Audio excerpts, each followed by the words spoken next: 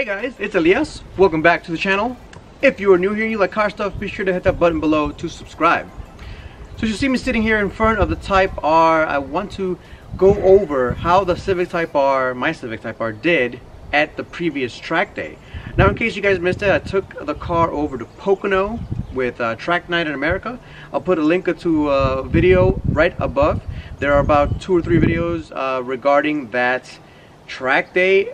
There's some in-car footage and there's some footage from helmet. First, I want to say that I will be improving the helmet cam version. For whatever reason, I didn't realize it was not recording at the highest setting. For the next one, you'll be able to see all that data from K-Tuner, from the Tuner View app, and you'll be able to see it in higher setting. So first of all, I want to go over how the car was set up. Well, I said it on Instagram, but I'll say it here. The car had factory tires and wheels, as you see right there. And the tires, honestly, they didn't do that well. They were pretty wore out already. They sat in my garage. It's not really a heated garage, but they sat in my garage the whole winter. And I put them on the car. I drove it to Pocono Raceway, and it was a cold day. It was 40 to 45 degrees Fahrenheit. Not the greatest weather for a track day. So you saw me sliding around out there. You saw me sliding pretty much every time I went out there, and it slid the back end. And that goes to show you how well the suspension's set up. But the back end slid out, and I would correct it, and it did okay.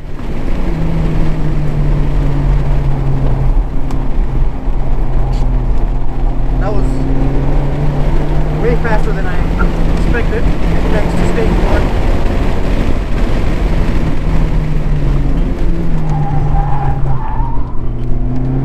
There goes my back end.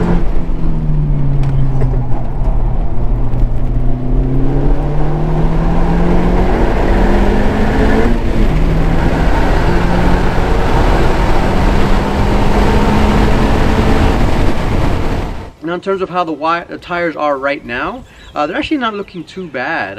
I can probably use them again for a track day. I don't want to. I actually have some tires and wheels coming up for the Type R very soon. I already ordered them. They're on their way. You guys are going to love it, I think. I'm not going to spoil the surprise by showing you guys yet, but just suffice it to say, these tires are going to be incredible. So speaking of the rest of the setup, I had some cheap rear brake pads and the factory front brake pad. And how did the brakes do? Well, the brakes did phenomenally well. Now, I don't know if you guys know how braking works, but almost all of the braking is done by the front of the car. So it doesn't really matter too much what you put in the back. I didn't feel almost anything at all, no issues at all. You know, the brake pad that I put back there, pretty much one of the cheapest pads you could buy. They cost like 40 bucks or something like that. I didn't expect much of them, and it didn't really bother me. Honestly, the front brake pads, the factory ones, are really, really good. Kind of harsh on the front discs, but the discs are still doing fine. I am looking at different options for some discs. There's actually a nice deal running around in the Facebook group. I'll see if I take a look at that, and maybe I'll order it and I'll do a little review on it, possibly. Anyway, so yeah, the braking was good. The only thing that I have to upgrade, I think, is the brake fluid.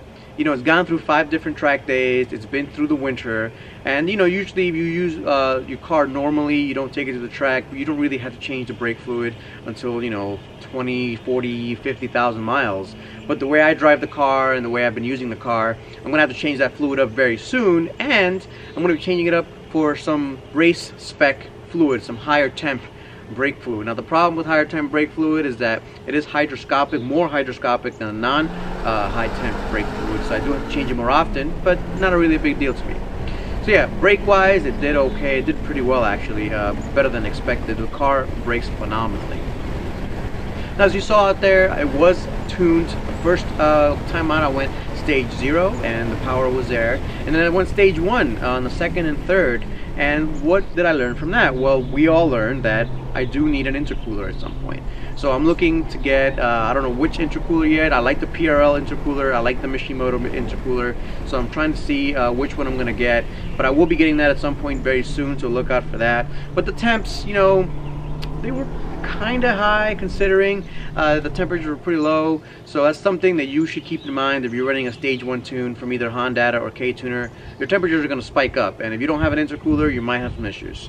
Something to keep in mind.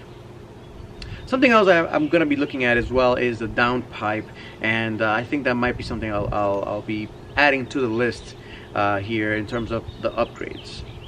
Alright, so chassis-wise, how did the chassis of the Type R do? Well, like I said, the tires were terrible. We're just sliding around everywhere, but taking the tires out of the equation, this chassis setup is incredible. It's really, really good, and you know, it has just enough travel in the suspension to soak up all the bumps. I don't know if you guys noticed, but Pocono is very bumpy. It's got a very undulated infield.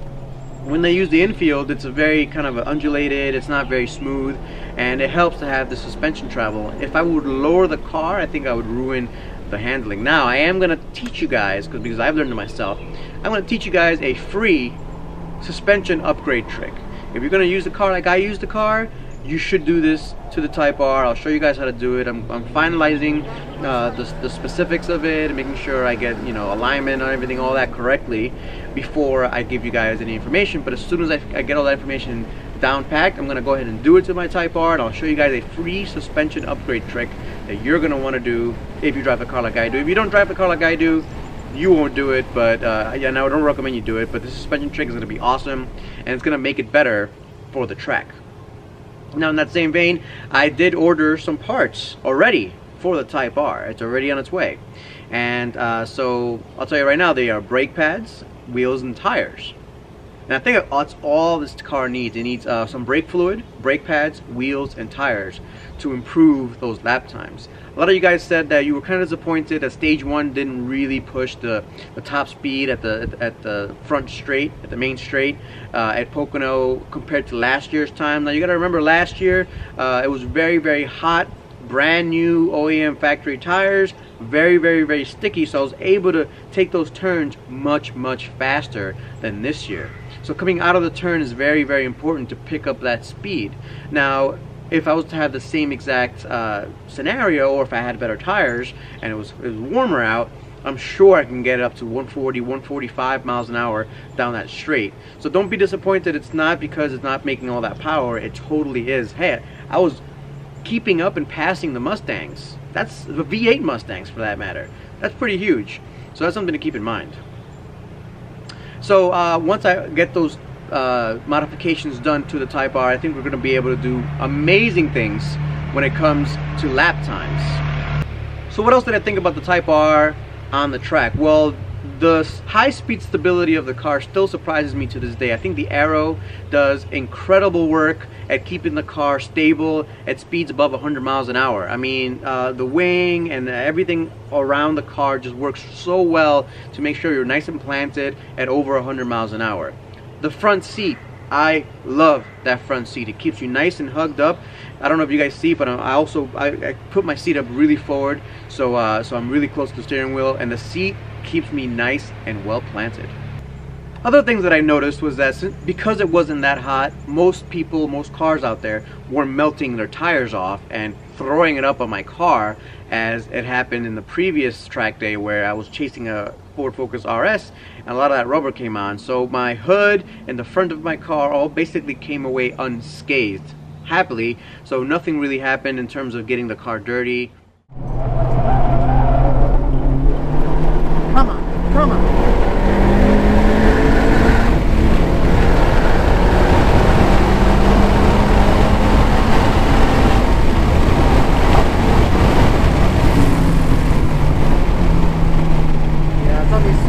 Straight, but I brake too early. I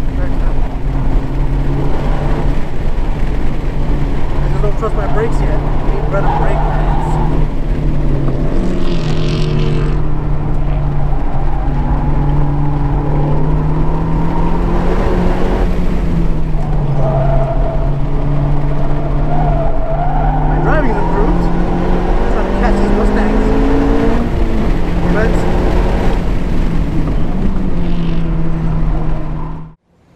course, I had my K-Tuner V2 mounted up right there on the left.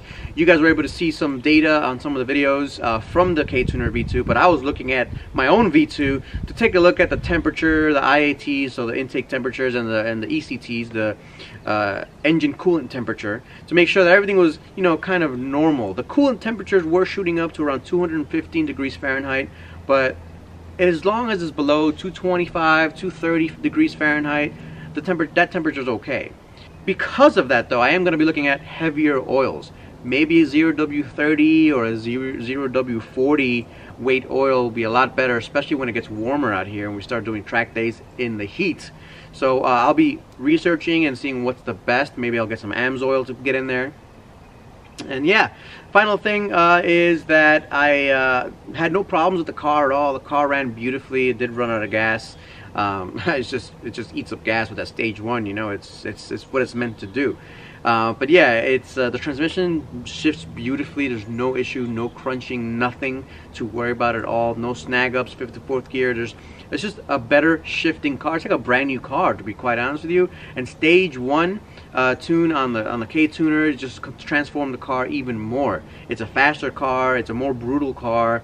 It feels like it's the car it's meant to be from the factory. It's a serious car to contend with on any track day. Anybody that wants to keep up with me or doesn't want me to pass.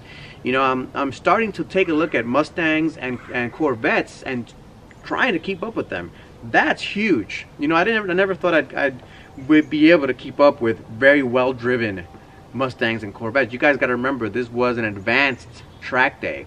So I was in the advanced class. These guys are all seasoned track day veterans. So I wasn't in the intermediate group. I wasn't with the people learning. I was with the people that have been doing it for a long time. And I did get the chance to talk to them afterwards, and they were very impressed with the Type R. I was very impressed with their driving as well. So it's going to be a lot of fun.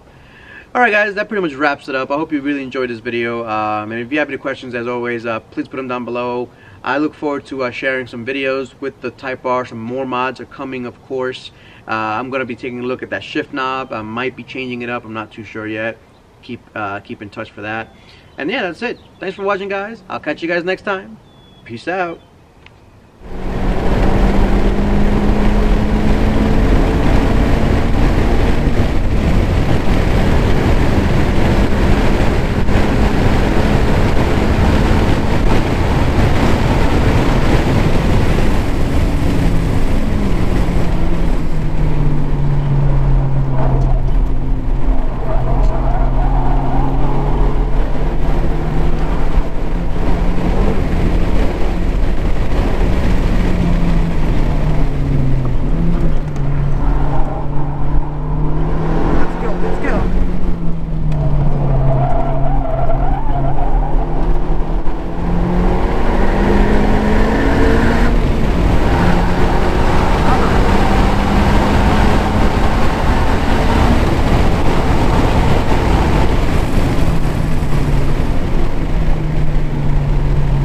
Anybody want to sponsor me some brake pads and tires? Greatly appreciated.